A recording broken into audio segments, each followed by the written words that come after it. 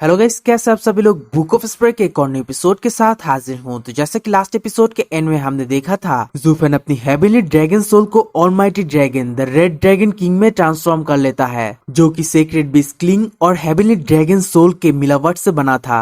जिसके तुरंत बाद ही ज़ूफेन अपनी खुद के बॉडी के ऊपर वाली जंजीरों को तोड़ देता है और चलते चलते झाओडेजू के पास जाता है और एक डरावनी लुक के साथ झाओडेजू से कहता है, क्या तुमने इससे पहले कभी सोचा है इसके बारे में? तो इस एपिसोड के स्टार्टिंग में हमें रेड ड्रैगन किंग को दिखाया जाता है, जो कि अपनी पूंछ की मदद से अपनी सभी जंजीरों को तोड़ डालता है। इसी के साथ अपनी ऊपर वाली सभी जंजीरों को अपने हाथों से हटा देता है और जैसे ही heavenly dragon red dragon king उस सभी जंजीरों को तोड़ता है, उसी के साथ ही heaven and earth writers sector के सभी डिसेबल अपनी मुंह से खून के उल्टियां करने लगती है, क्योंकि ये सारे जंजीरें उनके अपने अपने सोल से बना था। इसी के साथ झाओडेजू भी अपने मुंह से खून थूकते हुए नीचे गिर जाता है और फिर सामने की ओर रेड ड्रैगन किंग की तरफ देखकर बहुत ही ज्यादा घबराने लगती है, क्योंकि उसके सामने जो छोटा सा हेवनली ड्रैगन था वो अब कोई छोटा मोटा हेवनली ड्रैगन नहीं रहा, वो अब बहुत बड़ा सेक्रेड बीस्ट के एनर्जी में रेड ड्रैगन किंग बन चुका था। जबकि एरेना के बाहर से इस चीज को देखते हुए ब्लैक बीट सुप्रीम कहता है, मैंने कभी नहीं सोचा था उसकी ड्रैगन सोल में इस तरह के परिवर्तन आएगा। मुझे सच में नहीं पता उसने ये सारी ताकतों को कैसे प्राप्त की।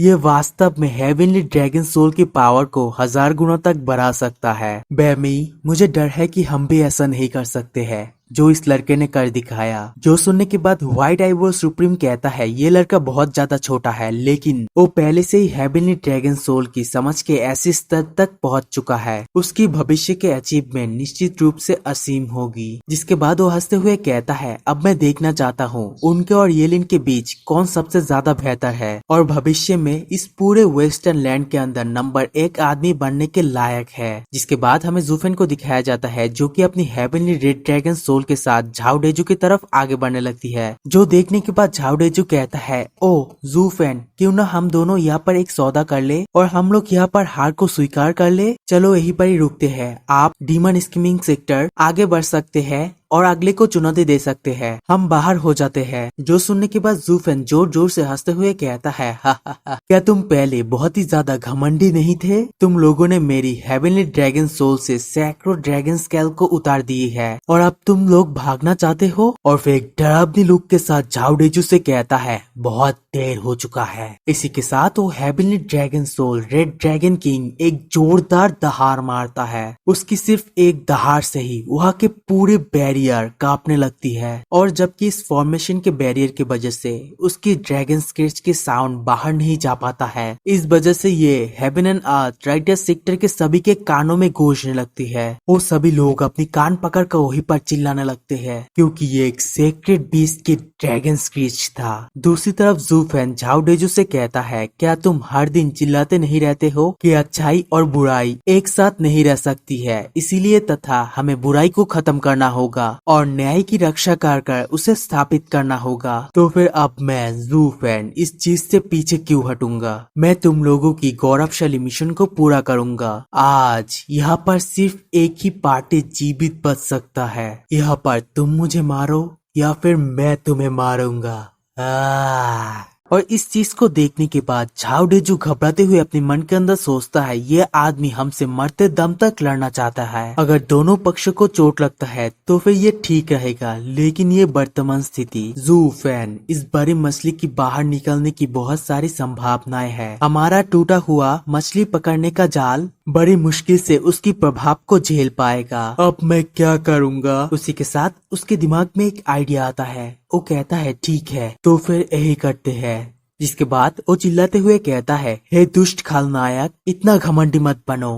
क्या तुम सोचते हो कि हम सभी लोग मिलकर तुम्हारा कुछ भी नहीं बिगाड़ सकते हैं? ये मत भूलो तुम सिर्फ एक आदमी हो, लेकिन यहाँ पर हम 10 लोग एक साथ मिलकर एकजुट है। अगर हम लोग सच में अपनी मरते दम तक लड़े तो फिर तुम हम लोगों से मुकाबला नहीं कर सकते हो। जिसके बाद वो सभी लोगों के मन में जोश दिलाते हुए कहता है, जूनियर भाइयों, आओ हम लोग पूरी ताकत से उसका मुकाबला करते हैं। उन्हें बताए हमारे haven and earth writer sector के धार्मिकता को नहीं बर्बाद किया जा सकता है और उसे अपवित्र करने की हिम्मत किसी भी डीमन के पास नहीं है। तुम दुष्ट खलनायक, तुम कभी भी मेरे सामने अपनी सिर को उठा नहीं पाओगे। मैं झाओ डेजू। क्या आप सभी लोगों को याद है मेरे साथ झाओ डेजू? मैं निश्चित रूप से यहाँ इसे संभालने के लिए सक्षम हूँगा। मैं इसे संभाल सकता हूँ। इसी के साथ ही झाओ डेजू के नाम के दोबारा से नारा लगना शुरू हो जाता है और ये चीज देखने के बाद जूफेन भी एक स्माइल करता है और अपनी एनर्जी को रिलीज करते हुए उन लोगों की तरफ देखने लगता है। और ये चीज देखकर हु किंग्यू बहुत ही ज्यादा शॉक्ड हो जाता है। वो कहता है मुझे उम्मीद नहीं थी कि झाओ डेजू में इतनी घबराहट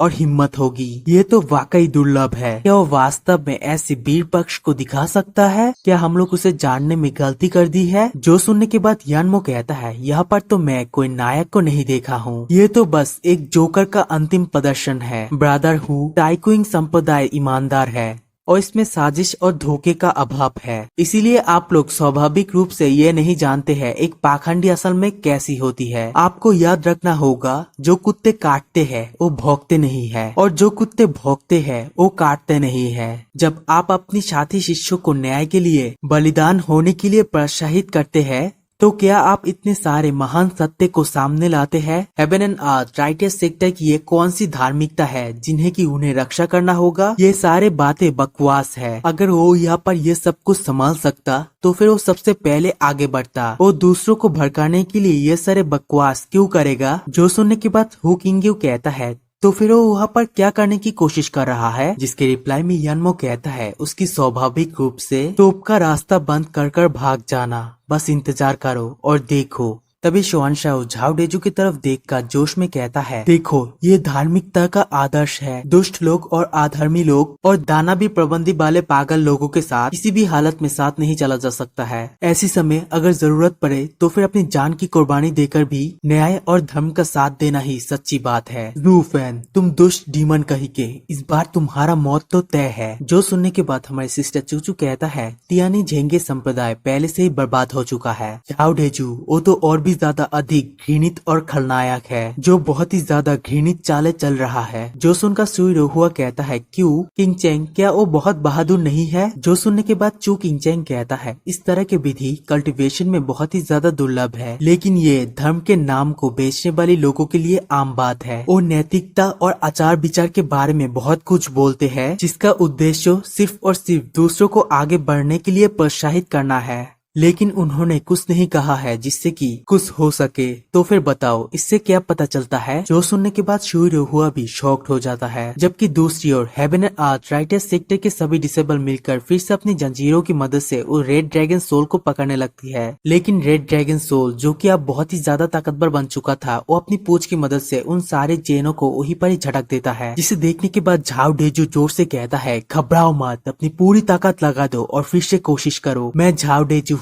तुम सभी लोग ये मत भूलो मैं इसे संभाल सकता हूँ। जो सुनने के बाद वो सभी डिसेबल जोश में आकर कहता है ठीक है और वो अपनी अपनी सोल की मदद से बहुत सारे जंजीरें बनाता है और ड्रैगन सोल के ऊपर भेज देता है। लेकिन इस बार वो सभी लोग अपनी पूरी ताकत लगा देती है जिस वजह से जूफेन और उसके हेवनली ड्रैगन सोल दोबारा से जंजीरों के अंदर कैद हो जाता है। हालांकि ये जूफेन का ही चाल था खुद को जंजीरों के अंदर बंद करना क्योंकि इससे वो उन सभी लोगों को कुछ चीजें दिखाना चाहता था। तभी हमें दिखाया जाता है एक डिसेबल खुश होते हुए कहता है झाओ डेजू देखो हम लोग सफलता पूर्वक उसे जकड़ लिया है। लेकिन जैसे ही वो पीछे की ओर झाओ डेजू की तरफ देखता है वो बहुत ही ज्यादा शॉक्ड हो जाता है। तभी हमारे जूफेन स्माइल करता है क्योंकि वो जो चीज दिखाना चाहता था वो अब हो चुका है। झाओ डेजू जो कि इतनी समय से अपनी बहादुरी का नारे लगा रही थी वो अपनी फॉर्मेशन को छोड़कर उससे बाहर निकल जाता है ताकि वो सारे डिसेबल और उस फॉर्मेशन के साथ कुछ भी हो उसे कोई फर्क नहीं पड़े। जिसके बाद झाओ डेजू बहुत ही ज्यादा अफसोस में कहता है मुझे अफसोस है साथी डिसेबल लोग, मैं इस बार तुम लोगों की मदद नहीं कर सकता हूँ इसीलिए मुझे माफ कर देना। इसी के साथ ये वाला वीडियो यहीं पर एंड करूंगा।